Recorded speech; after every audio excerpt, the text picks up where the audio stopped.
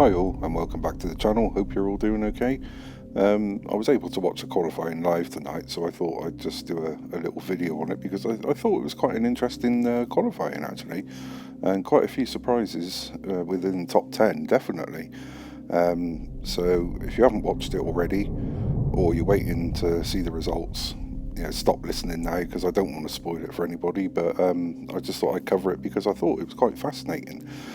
And well, hopefully you did too. So let me have your thoughts on that. But to start off with, we'll start with pole, obviously, which was Sergio Perez. Now, I think he was a little bit surprised because in the interviews after qualifying, he had said that he'd struggled all weekend to find the balance in the car, to set it up right. He'd messed around with a few setup changes to try and make the car perform better, but he just couldn't get on top of it this weekend. So, he was lucky to secure pole, but he did. On to Fernando Alonso. Brilliant, cracking session from him. But like with Perez and probably a few of the others in the top 10, Alonso got out quite early, got a good lap time in, and secured P2, which is amazing. And again, in the interview afterwards, he said that to him, the handling of the car and the balance was just perfect. So fair play to him, cracking result from him. And then on to Carlos Sainz. He struggled a bit with the car, but again, got out, got a good lap time in, and managed to secure his P3. And Magnussen P4. The team has obviously over the moon with a result like that, and it's fantastic, really encouraging. Then we had Pierre Gasly in P5, which I think is a good result for them, considering they have been putting a lot of time and effort into getting these cars somewhere closer to the front, but not quite close enough. And then we've got George Russell, who only managed P6. Lewis didn't even get into Q3. He was out at the end of Q2. He thought that was down to the timing of the team sending him out, but still, not a bad result for George. And unfortunately, Leclerc, what can you say? I'll give my thoughts on this at the end, but he only managed P7 because he spun out, crashed his car, which brought out the red flags, which really messed up everybody else's session. So I'll talk about that again in a bit.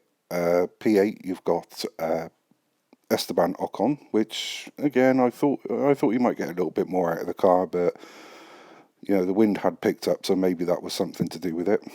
Max could only manage P9, and this is because of what happened with Leclerc.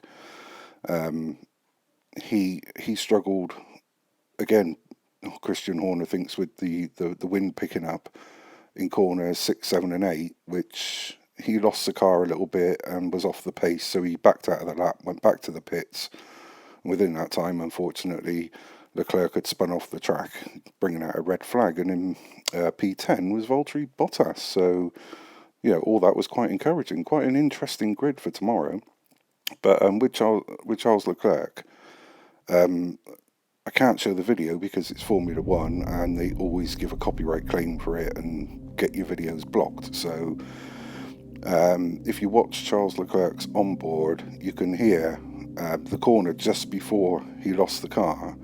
There was like a clunk. It's like either the bottom of the car had hit something or maybe something had snapped. I don't know, but you can hear it.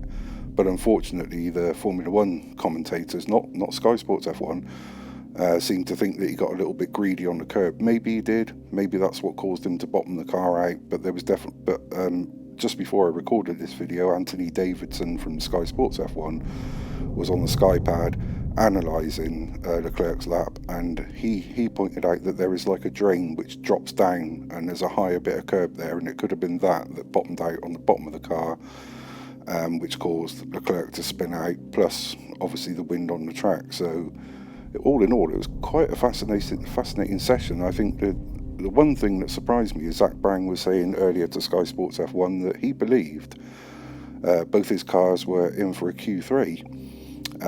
He said they might just scrape through, but unfortunately both of them were out in Q1, which is a shame. And Logan Sargent, I mean, I felt sorry for him because he was sat in the pits and after Q1, and he asked if they got through, and I don't know if the Williams have got a display that tells him where he is or times that he's supposed to reach, but yeah, I did feel kind of sorry for him. But yeah, so unfortunately, Charles Leclerc, that's the second day in a row he's gone back from the track to the pits on the back of a moped.